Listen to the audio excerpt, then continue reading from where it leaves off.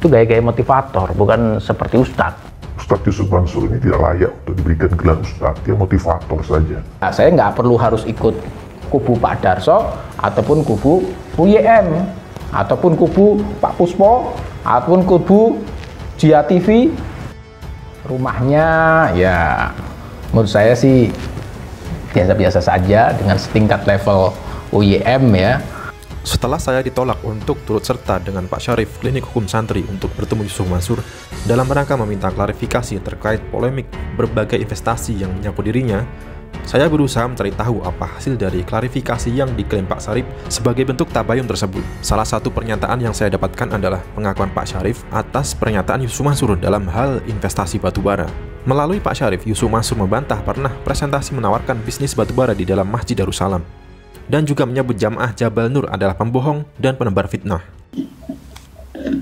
Nah, yang mana JBN? JBN itu memang ngaco. Marah-marah kalau JBN dia. Kata Yusuf Mansur dia tidak pernah itu menawarkan di masjid ya apa.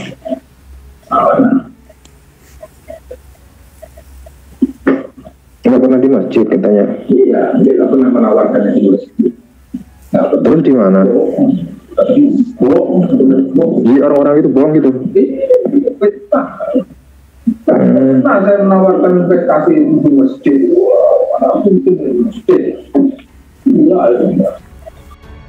Dalam tayangan program Telusur di TV One, klarifikasi Yusuf Mansur juga mengatakan bahwa dia menawarkan bisnis di sebuah restoran dan tanpa menyebutkan di dalam masjid. Di tengah efek luar biasa yang ditimbulkan kepada jamaah Darussalam karena investasi yang dia tawarkan, kala itu Yusuf Mansur tanpa rasa bersalah menantang jamaah untuk melaporkan dirinya. Kalau soal batu bara, dan ini orangnya pasti ngelihat, semua pasti ngelihat 3 hal. Gagah nih saya di TV ngomong. 1, pernah lihat saya nggak, ketemu saya nggak? Dalam urusan saya nawar-nawarin batu bara.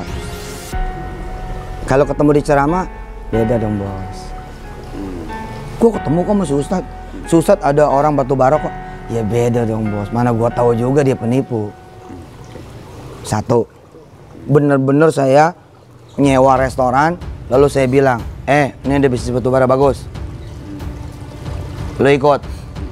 1.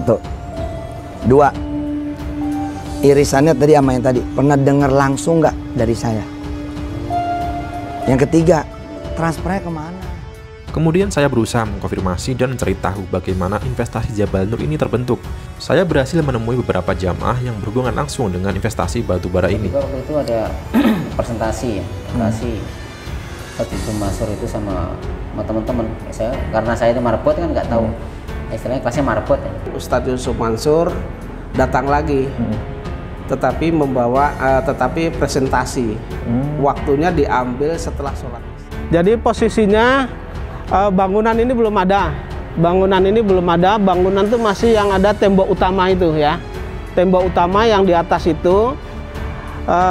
Kemudian ada mimbar ini, mimbar yang berdiri ini. Mimbar itu belum ada tuh. Belum ada. Mimbar yang kecil ini, yang kayak untuk pidato ini. Yang ini, mimbar ini. Jadi ada mimbar yang seperti ini, tapi itu disodakohkan ke Ploren. Mimbar, tapi mimbarnya persis seperti ini. Terus kemudian yang ini belum ada ini. Nah, posisinya ada di sini. Terus kemudian ada whiteboard. Ada whiteboard sekali-sekali dia naik mimbar. Terus kemudian sekali-sekali nulis. Itu. Presentasi sendiri. Presentasi itu khusus bisnis itu. Jadi tidak ada dicampur ceramah. Datang ke sini khusus untuk mempresentasikan itu. Banyak jamaahnya. Setelah sholat Isya itu kurang lebih jamaahnya ada kalau sekitar yang ngumpul di sini, karena itu yang aktif di masjid, sekitar ada 250 orangan ada. Iya.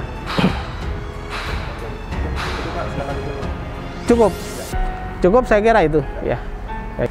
Kalau ada kabar bahwa Ustadz Yusuf Mansur itu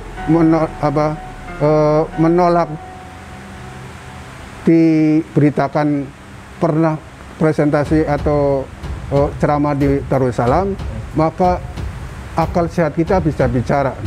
Karena tidak mungkin jamaah Darussalam itu akan percaya pada program investasi JBN ini kalau dibawa oleh orang biasa saja. Karena kecurigaan, termasuk saya awalnya itu curiga. Nggak dengerin. Tetapi karena faktor Yusuf Mansur itu sudah dikategorikan sebagai ustadz, dan pada waktu itu Yusuf Mansur namanya masih baik, belum seperti sekarang di mana banyak dosa-dosa kezaliman yang dia lakukan di sana sini yang masih bermasalah gitu. Maka untuk selanjutnya kita harus bisa menilai, mungkinkah bahwa orang yang mengatakan Yusuf Mansur pernah presentasi di Darussalam itu benar atau salah gitu. Kalau salah, itu nggak mungkin jamaah Darussalam itu ikut investasi bodong JBN ini, karena satu-satu daya tarik yang muncul yang menarik jamaah Darussalam untuk ikut investasi itu adalah figur beliau sebagai ustadz gitu. Nah, jadi tidak benar sangkalan pihak manapun yang mengatakan bahwa Yusuf Mansur nggak pernah presentasi di Darussalam, karena saya adalah saksi hidupnya, saya saksi mata, saya itu berani bersumpah, saya bisa menjadi